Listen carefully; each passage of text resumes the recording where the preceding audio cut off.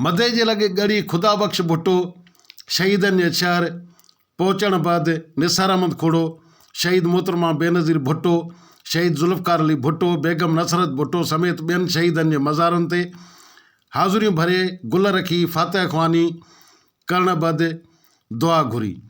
शहीद क़ाइदीन जे मज़ारनि ते हाज़ुरी भरण बाद PP सिंध जे सदर निसार अहमद खोड़ो मीडिया सां ॻाल्हाईंदे चयो त शहीद मोहतरमा बेनज़ीर भुट्टो अॼु बि अवाम जे दिलनि में मौजूदु आहे।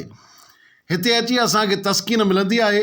अॼु शहीद मोहतरमा बेनज़ीर भुट्टो जी 16वीं वरसीअ जे जलसे में PP चेयरमैन बिलावल भुट्टो ज़रदारी, को चेयरमैन आसिफ अली ज़रदारी समेत मरकज़ी तोड़े सूबाई अॻुवान जलसे खे ख़िताब कंदा ऐं मुल्क जे कुंड कुड़श खां कारकुन वॾनि काफ़िलनि जे सूरत में पहुची विया आहिनि ऐं पहुची शहीदनि खे ख़िराज तहसीन पेश करनि पिया। हिन चयो त इलेक्शन में पीपल्स पार्टी लिविंग प्लेनिंग जो रायो न रखंदी, अवाम जी ताक़त सां ईंदासीं।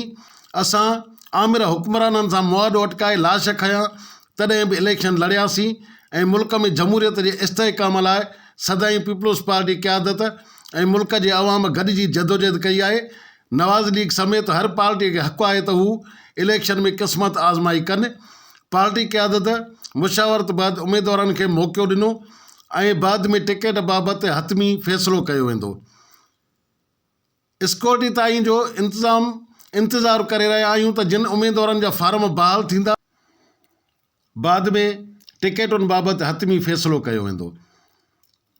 सिक्योरिटी ताईं जो इंतज़ारु करे रहिया आहियूं त जिन उम्मीदवारनि जा फार्म बहाल थींदा बाद में क़यादत मुशावरत करे टिकट ॾियण जो फ़ैसिलो कंदी ऐं इलेक्शन कमीशन जो रूल आहे त जंहिंखे पार्टी टिकट ॾींदी उहो ई उम्मीदवारु हूंदो। हिन चयो त इमरान ख़ान सज़ा याफ़्ता आहे, सज़ा मुअत्तल थी आहे, ख़तमु नाहे थी ऐं हू नाल हुजण करे इलेक्शन नथो लड़ी सघे।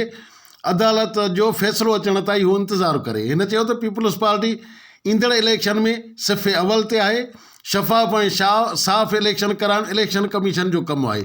जेकॾहिं किथे बि घटि वधायूं थियूं त इलेक्शन कमीशन जी शफ़ाफ़ियत ते सवाल थी सघनि था। नवाज़ शरीफ़ जी पार्टीअ में केतिरा ई माण्हू शामिल थिया आहिनि। जे असां वटि सरफ़राज़ बुगटी आयो आहे त उन मथां एतिराज़ु छो थो वारियो वञे। जेको प्रोटोकॉल नवाज़ शरीफ़ खे हासिलु न आहे उहो खेसि छो पियो ॾिनो वञे। पंजाब में तरक़ियाती कम जारी आहिनि त सिंध में तरक़ियाती कमनि खे छो बंदि कयो वियो आहे।